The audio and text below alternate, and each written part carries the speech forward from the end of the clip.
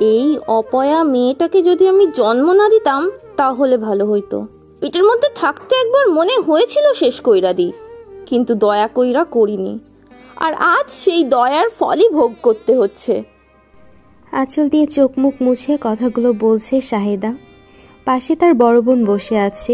বোনকে সান্ত্বনা দেওয়ার নিমিত্তে কিছু শব্দ আওড়ানোর ইচ্ছা থাকলেও অদূরে ভাগ্নিকে বসে থাকতে দেখে চুপ হয়ে গেল। হাজার হোক, অন্তত সে বুঝতে পারছে বিয়ে ভেঙে যাওয়ায় টগর ঠিক কতটা কষ্ট পেয়েছে। টগর নামটি হলো মেয়েটি প্রথাগত বিচারে সুন্দরী নয়। দাঁতগুলো উন্নত উঁচু, 3 আঙ্গুল পরিমাণের, কপাল খানিকটা উলুপোকার ঢিপের মতো দেখতে। মায়াবী বা মিষ্টি বলে কোনো শব্দতে হয়তো ঠিকঠাক বর্ণনা করা যাবে না, তবুও কোনো মায়া বলে 4 বার বিয়ে ঠিক হয়েছে কেউ জানে না। যদিও সে সব সম্বন্ধ উঠোন পেরিয়ে গেটের কাছে যাওয়া অবধিও টেকেনি। মায়ের গঞ্জনা শুনে টগর দীর্ঘশ্বাস ছাড়ে। ওদিকে চোখ গেলে দেখতে পায় বড় খালা ভীষণ মায়া নিয়ে তাকিয়ে আছে তার দিকে। টগর ঠোঁট প্রসারিত করে হাসে। মায়াকে তার কঠিন বিষ মনে হয়। তাকে মায়া করা প্রত্যেকটা মানুষের চোখে বিষ দেখতে পায় সে। ঠিক পাশের পুকুরে থাকা বড় গোকরা সাপটির চোখ দুটো যেমন বিষের অহংকারে জ্বলে ওঠে, তেমন একদিন রাতে দেখেছিল টগর ওটাকে। পিচ্ছিল দেহে টর্চের আলো পড়তে গায়ে জমা শ্যাওলাগুলো জল জল করে উঠেছিল। সেই দৃশ্য মনে হতে শিউরে ওঠে টগর। হুট করে একটি জুতা এসে তার উপর পড়ে। শাহেদা খল বলিয়ে বলে, এত মানুষ এতভাবে মরে, তোর হায়াত কি এত বড় দিয়েছে? যা, চোখের সামনে থেকে দূর হ। নির্লিপ্ত টগর উঠে যায় সেখান থেকে। সে জানে এখন জুতো ছুঁড়ে মারলেও খানিক বাদে তার মা তার কাছে আসবে, এসে মাথায় হাত বুলিয়ে আজকের ঘটনা ভুলে যেতে বলবে। বড় উঠোন পেরিয়ে আম গাছ তলায় এসে বসল টগর। আজ খুব রোদ উঠেছিল। সেটির রেশ ধরে পরিবেশ এখনো বেজায় গরম হয়ে আছে। কোথাও একটু বাতাসের ছোঁয়া নেই। টগর হাঁটুতে মুখ দিয়ে মাটিতে আঁকিবুকি করে। একসময় বানের জলের মতন কত ধরনের স্মৃতি তার মস্তিষ্কের মন সপটে এসে ভিড় জমায়। এই তো গত বছরের জ্যৈষ্ঠ মাসের কথা। গ্রামের বাজারে ঘুরে বেড়ানো কালাম ঘটকটি একটা সম্বন্ধ নিয়ে এসেছিল টগরের জন্য। ছেলে নেহাত মন্দ নয়, হেলতে চাকরি, বাড়িতে একতলা দালান আছে, দেখতে সুন্দর। বয়স যদিও 37-এর কোঠায়, তবে 28 বছরে টগরের জন্য মানানসই। আগে ছেলের মা ও ফুপি এসে মেয়েকে দেখে গেল। এরপর খবর পাঠালো 4 দিন পর 20 জন মানুষ আসবে মেয়ে দেখতে। টগরের বাবার শরীরে জোয়ারের বানের মতন উচ্ছ্বাস আসে। এই বুঝি মেয়ের একটা গতি হলো। সময়ের ব্যবধানে ছেলের বাড়ি থেকে সবাই আসে, তাদের জন্য এলাহি কারবার।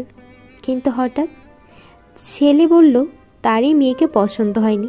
ব্যাস, চোরাবালির মতন ডুবে গেল সেই স্বপ্নটা। কিন্তু ছাপ রেখে গেল টগরের মনে। দরজার আড়াল থেকে সাদা পাঞ্জাবি পরা পুরুষটি দেখে তার হৃদয় কেঁপে উঠল। কিন্তু হায় অদৃশ্য, পুরুষটি তাকে কুৎসিত আখ্যা দিয়ে বিয়ে করল পাশের বাড়ির রূপাকে। সে সুন্দরী, মাথা ভর্তি চুল, কড়ি পাথরের মতন চোখ দুটো, পাকা জাম যেন রূপবতীর ঠোঁটে কেউ ঘষে দিয়েছে। এমন রূপ টগরের দীর্ঘশ্বাসের কারণ হয়।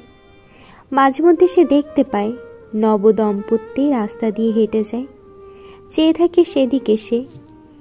এমন দিন কি তার কখনো আসবে না? আজও সুযোগ এসেছিল। বৈশাখের কাল বৈশাখী ঝড়ের মতো সব কিছু পুনরায় নষ্ট করে দিয়ে গেল টগরের কুৎসিত আখ্যা দিয়ে। মাঝে মধ্যে মেয়েটির মনে হয় সৌন্দর্যের সঠিক অর্থ কি।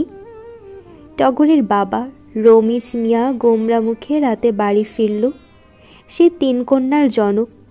ছোট দুটোর বিয়ের ব্যবস্থা করতে পারলে বড় মেয়েটার গতি হয় না। সন্ধ্যা হয়ে আসছে। শাহেদা মুরগিগুলোকে তাদের বাসস্থানে ঢোকাতে ব্যস্ত। সদ্য রান্না করায় বাড়ির উঠোন ভর্তি পোড়া কাঠের সুবাস। স্বামীর গোমরা মুখ দেখে শাহেদা শুধায়, আপনার ছেলে কি বলল? এইবারও বিয়ে ভাঙলো যে? আর কি কইব, এবার যদি ঈদের আগে তগরে কোনো গতি না করি তাহলে বাড়িতে আইব না। কম তো বিবাদ করিনি ওর বউয়ের সাথে। হুট করে বললে হইব? আমরা কি আর চেষ্টা করি না? কতবার টগররে বলেছি তোর ভাই আর ভাবি বাড়িতে আসলে ঝগড়া না করতে, কথার জবাব না দিতে, কিন্তু শোনে না। ওর এত কথা বলতে হবে কেন আমার সংসারে? বাপ হয়ে লজ্জাতে পড়ে গেছি। শাহেদা চোখ মুছতে মুছতে বলে, বিষের কি খুব দাম? এনে ভাতের সঙ্গে খাইয়ে দিই, এতে আশেপাশের মানুষের কথা আর সহ্য করতে হয় না। আমনের চাচি আজ কইলো আমারে, ওরে পেটে নিয়া শুয়োর দেখছিলাম নাকি। তা নয় তো এত কুৎসিত হলো কেন? মনে হইল মাটির নিচে চলে যায়। ও নিজে মরতে পারে না? এমন বারবার বিয়ে ভাঙে তাও লজ্জা হয় না? না, আমাগো আর শান্তি দেবে না। দূরে বসে সবগুলো কথা শুনে টগর বুকটা ভারী হয়ে ওঠে তার। চুপ করে বিছানায় এসে বসে। সে কখনো নিজের ভাবির সাথে ঝগড়া করে না, বরং তার চেহারা ও ভাগ্য নিয়ে সব সময় ছোট করে কথা শুনতে হয়। কখনো তো বাদর বলেও ডাকে। এক দুবার সহ্য করতে না পেরে জবাব দিলে কলহ লেগে যায়। টগর খেয়াল করল, ছোট এই জীবনে তার বহু দুঃখ জমে গিয়েছে, যার কোনো শেষ নেই। পেটের ক্ষুধা মাথাচাড়া দিয়ে ওঠে, কিন্তু মা আজ খেতে ডাক দেয় না।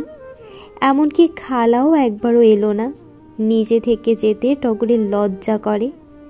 রাত যত গভীর হয় তত ক্ষুধা বাড়তে থাকে।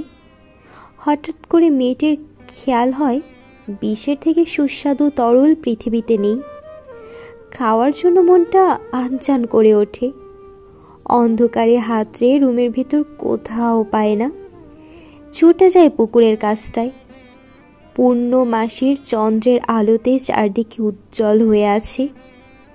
খেয়াল করে আশেপাশের সেই কোকড়াটা আছে কিনা। নেই, কিচ্ছু নেই। পুনরায় ছুটে আসে বাড়িতে। রান্নাঘর থেকে মোটা দড়িটা হাতে তুলে নেয়। মা বাবার প্রশান্তিতে ঝুলে পড়ে। টগরের সব কিছু শান্ত হয়ে আসছে।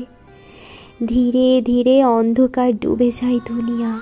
নিভু নিভু চোখে এসে দেখতে পেল পুকুরে বড় একটি গোকড়া সাপ এঁকে বেঁকে সাঁতরে বেড়াচ্ছে। মোরকের ডাকে ঘুম ভেঙে গেল শাহেদা বেগমের। গতকাল রাতে অনেক তাড়াতাড়ি ঘুমিয়ে গিয়েছিল সে। তার বোন আজ ফিরে যাবে, জলদি উঠে তার জন্য রান্না করতে হবে।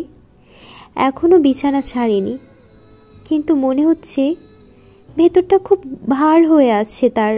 হঠাৎ টগরের কথা মনে পড়ল। রাগ করে রাতে মেয়েটাকে খেতে দেয়নি। মাতৃস্নেহে বুকটা টন টন করে উঠল। সত্যি সে কি নিরুপায় আদতে? চেহারার উপর কোনো মানুষের হাত থাকে না। বাসি মুখে সে দেখে ঘরের দরজা খোলা। বুকটা কেমন করে উঠল। ঘুরে ফিরে টগরকে খুঁজতে লাগলো, কোথাও। অবশেষে পাশের বাড়ির ছেলেটা খবর দিল পুকুর পাড়ে কি যেন আছে। শাহেদা দৌড়ে যায় সেখানে। গাছে ঝুলন্ত দেহখানা দেখে থমকে দাঁড়ায়। তার মেয়ে ঝুলছে, কি পবিত্র ও মায়া লেপ্টে আছে মুখে। কে বলে টগর কুৎসিত? বরং এখনকার রূপ পৃথিবীর সব থেকে সুন্দর ফুলের সঙ্গে তুলনা করা যাবে। আমাদের সমাজ এমন কত মেয়ে আছে, কালো রূপের জন্য কত বঞ্চনা লাঞ্ছনা সহ্য করতে হয় তাদের প্রতিনিয়ত। আজকাল রূপটাই সব। মানুষ রূপ দেখে, তার ভিতরে সৌন্দর্যটা কেউ খোঁজে না।